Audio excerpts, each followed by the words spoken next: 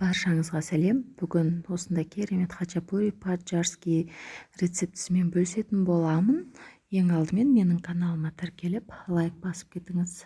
Жылы суымызға тұз бен шекерімізді жақсылап араластырып аламыз. Одан кейін аштығымызды салып, араластырып қойып қоятын боламыз.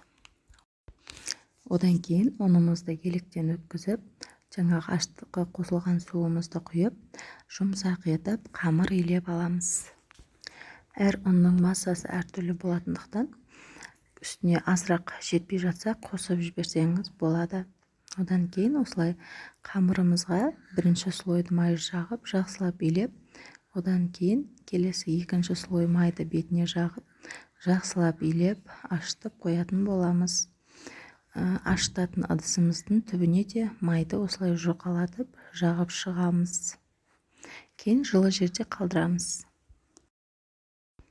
Келесі сырымызды күштен өткізіп аламыз. Негізі сулгуни өзінің оригинал ірімшігі болса жақсы болады. Менде қолданылып жүрген дүкендегі сырды қолдандым.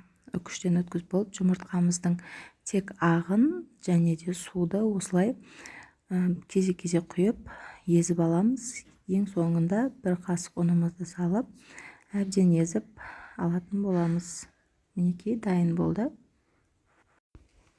Ашыған қамырымызды мен екі бөлікке бөліп, жұмсақ болғандықтан азырақ ұн сеуіп жібердім.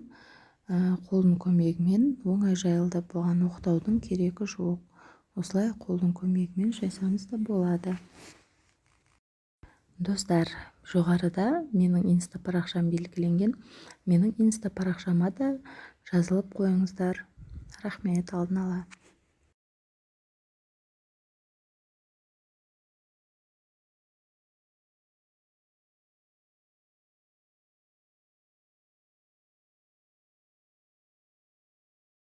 Келесі жайылған қамырымызға осылай дайын болған ірімшігімізді екі шетіне қойып, екі жағын дәл видеода көрсетілгендей етіп жауып шығатын боламыз. Және де ортасын үшкірлеу етіп, екі басын біріктіретін боламыз.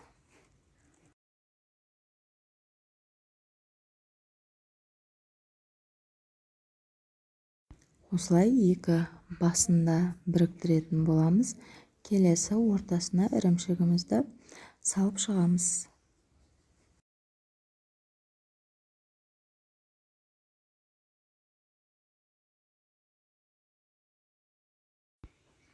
Міне дайын болды. Енді шетіне қызарып әдемі болып пісу үшін жұмыртқаның сарысын немесе араластырып жақсаңыз болады. Мен өзім үйде қолданылып жүрген жұмыртқа, соны жақтым.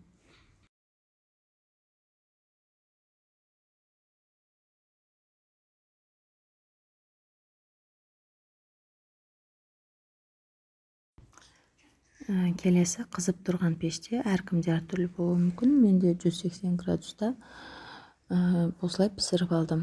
Одан кейін осылай енді қызғыштау болып бастаған кезінде сары майды саласыз ортасына.